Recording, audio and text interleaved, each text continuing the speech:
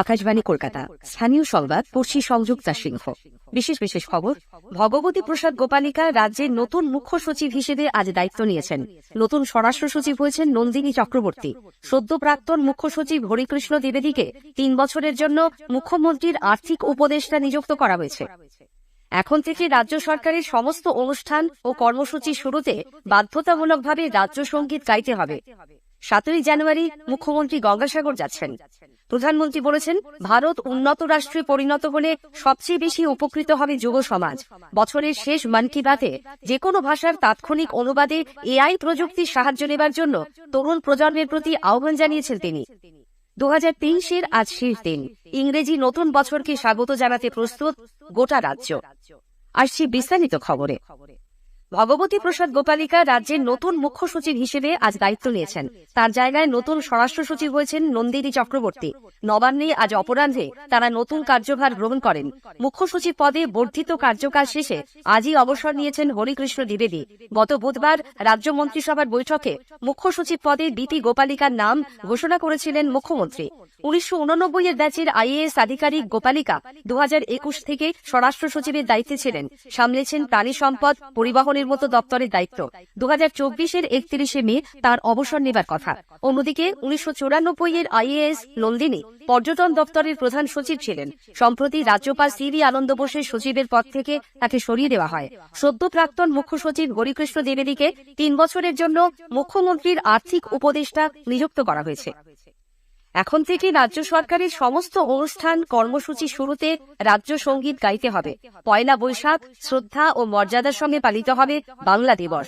মুখ্য সচিব স্বাক্ষরিত নির্দেশিকায় বলা হয়েছে, রাজ্যের গরিমা, সংস্কৃতি, ঐতিহ্যের কথা মাথায় রেখে দীর্ঘদিন ধরেই রাজ্য দিবস এবং রাজ্য সঙ্গীতের প্রয়োজন অনুভূত হচ্ছিল। রাজ্য সরকারের সমস্ত অনুষ্ঠান কর্মসূচি শুরুতে 1 মিনিট 59 সেকেন্ড ধরে গাইতে হবে রাজ্য সঙ্গীত।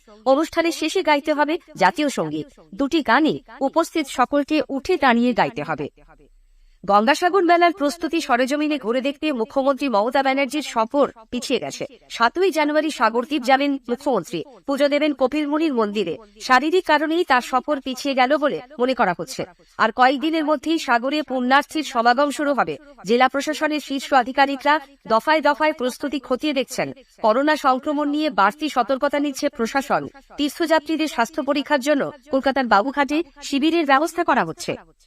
8ম দফার দুয়ারে সরকার শিবিরের প্রথম পর্যায়ের শেষ দিনে গতকাল পর্যন্ত 18টি দপ্তরের 36টি সামাজিক সুরক্ষা প্রকল্পের সুবিধা নিতে শিবিরগুলিতে 80,10,000-এর বেশি মানুষ এসেছেন বলে জানা গেছে। জমা পড়া আবেদনপত্রগুলি পরীক্ষা করে পরিষেবা দেওয়ার প্রক্রিয়া শুরু হবে আগামী মঙ্গলবার। বোনাস নিয়ে বিরোধীর জেরে উত্তরবঙ্গের আরও একটি চা বাগান আজ বন্ধ হয়ে গেল। জলপাইগুড়ি জেলার মালবাজার ব্লকের বাগরাকোট গ্রাম পঞ্চায়েতের অধীন সোনালী চা বাগানে কর্মরত শ্রমিকরা আজ কাজে যোগ দিতে এসে বাগানের গেট বন্ধ দেখে ক্ষোভে ফেটে পড়েন। বাগান বন্ধ হয়ে যাওয়ায় কাজ হারালেন 358 জন শ্রমিক। প্রধানমন্ত্রী নরেন্দ্র মোদী বলেছেন, ভারত উন্নত রাষ্ট্রে পরিণত হলে সবচেয়ে বেশি উপকৃত হবে যুব সমাজ, কিন্তু তখনই তা কাজে লাগবে যখন তারা সুস্থ সবল হবে। এই লক্ষ্যে 2023 বছরটিকে আন্তর্জাতিক মিলেট বর্ষ হিসেবে উদযাপন করছে ভারত। আকাশবাণীতে তাঁর 108তম তথা এবছরের শেষ মন কি বাতে প্রধানমন্ত্রী আজ মানসিক স্বাস্থ্য রক্ষার বিষয়টিও বিশেষভাবে উল্লেখ করেন। সদ্গুরু জগ্গি বাসুদেব, ক্রিকেটার হরমনপ্রীত কৌর, গ্র্যান্ডমাস্টার বিশ্বনাথন আনন্দ, অভিনেতা অক্ষয় কুমার এবং তরুণ স্টার্টআপ উদ্যোগী ঋষভ মালহোত্রার শারীরিক ও মানসিক স্বাস্থ্য নিয়ে বার্তা শ্রোতাদের সঙ্গে ভাগ করে নেন তিনি। आज फिजिकल हेल्थ और वेलबींग की चर्चा तो खूब होती है, लेकिन इससे जुड़ा एक और बड़ा पहलू है मेंटल हेल्थ। मुझे यह जानकर बहुत खुशी हुई है कि मुंबई के इनफी हिल और योर दोस्त जैसे स्टार्टअप मेंटल हेल्थ और वेलबींग को इम्प्रूव करने के लिए काम कर रहे हैं। इतना ही नहीं, आज इसके लिए आर्टिफिशियल इंटेलिजेंस जैसी टेक्नोलॉजी का इस्तेमाल भी किया जा रहा है। তার সাম্প্রতিক কাশী তামিল সঙ্গমের অভিজ্ঞতার উল্লেখ করে প্রধানমন্ত্রী বলেন, তামিলনাড়ু থেকে হাজার হাজার মানুষ এই উপলক্ষে কাশীতে সমবেত হয়েছিলেন। এই প্রথম তাদের সঙ্গে কথোপকথনের জন্য প্রকাশ্যে এআই টুল ভাষিনী ব্যবহার করেছিলেন তিনি। वो दिन दूर नहीं जब किसी एक भाषा में संबोधन हुआ करेगा और जनता रियल टाइम में उसी भाषण को अपनी भाषा में सुना करेगी। ऐसा ही फिल्मों के साथ भी होगा। जब जनता सिनेमा हॉल में एआई की मदद से रियल टाइम ट्रांसलेशन सुना करे, आप अंदाजा लगा सकते हैं कि जब ये टेक्नोलॉजी हमारे स्कूलों, हमारे अस्पतालों, हमारी अदालतों में व्यापक रूप से इस्तेमाल होने लगेगी तो कितना बड़ा परिवर्तन आएगा। मैं आज की युवा पीढ़ी से आग्रह करूंगा कि रियल टाइम ट्रांसलेशन से जुड़े एआई टूल्स को और एक्सप्लोर करें, उन्हें 100% फुलप्रूफ बनाएं। শ্রী মোদী বলেন, সময়ের পরিবর্তনের সঙ্গে সঙ্গে আমাদের ভাষাকে বাঁচিয়ে রাখতে হবে।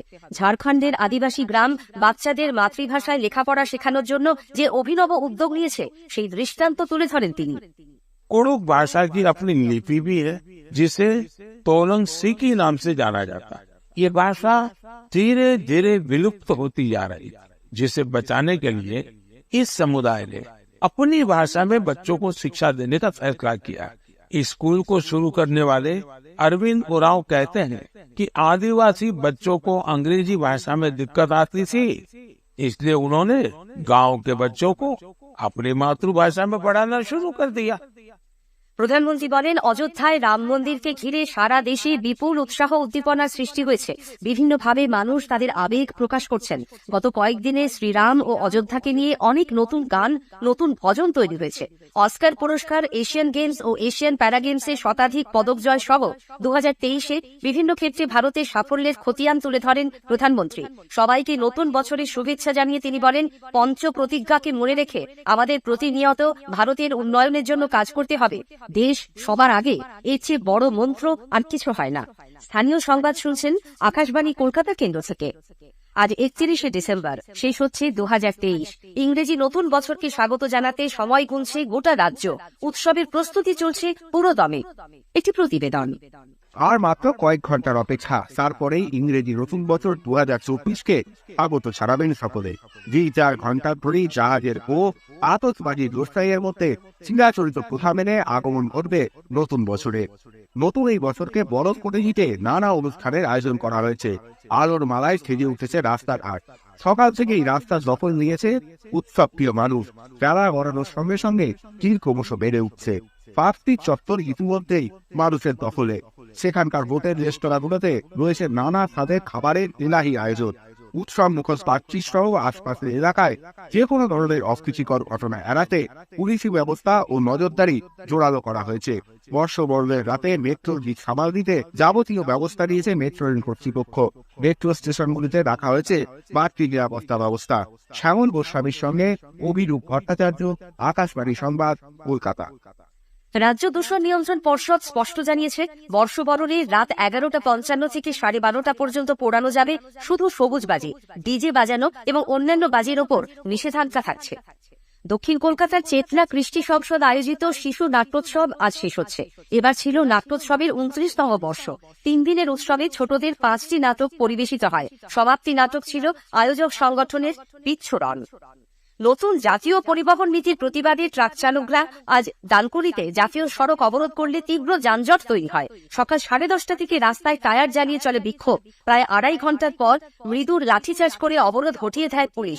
পুলিশের উপর মারমুখী হয়ে ওঠার অভিযোগে আটক করা হয় 13-14 জনকে। তাদের মুক্তির দাবিতে রাস্তায় ট্রাক দাঁড় করিয়ে দেন চালকরা। তাদের বক্তব্য, নতুন পরিবহন নীতিতে জাতীয় সড়কে দুর্ঘটনার ক্ষেত্রে লরি চালকের সাজা ও জরিমানার সংস্থান খুবই কঠোর। তাদের রুজি রোজগারে এর প্রতিকূল প্রভাব পড়বে। কলকাতা পুলিশের অধীনে আনা ভাঙড়ের নতুন 4টি থানার সূচনা হতে চলেছে। মুখ্যমন্ত্রী তথা পুলিশ মন্ত্রী মমতা ব্যানার্জি আগামী মঙ্গলবার ভার্চুয়ালি উত্তর কাশীপুর, পোলেরহাট, চন্দনেশ্বর এবং ভাঙড় থানার উদ্বোধন করবেন বলে নবান্ন সূত্রে খবর। এর মধ্যে পোলেরহাট ও চন্দনেশ্বর থানা দুটি নতুনভাবে তৈরি করা হয়েছে।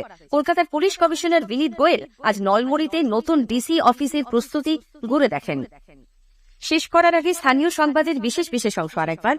ভগবতী প্রসাদ গোপালিকা রাজ্যের নতুন মুখ্য সচিব হিসেবে আজ দায়িত্ব নিয়েছেন। নতুন স্বরাষ্ট্র সচিব হয়েছেন নন্দিনী চক্রবর্তী।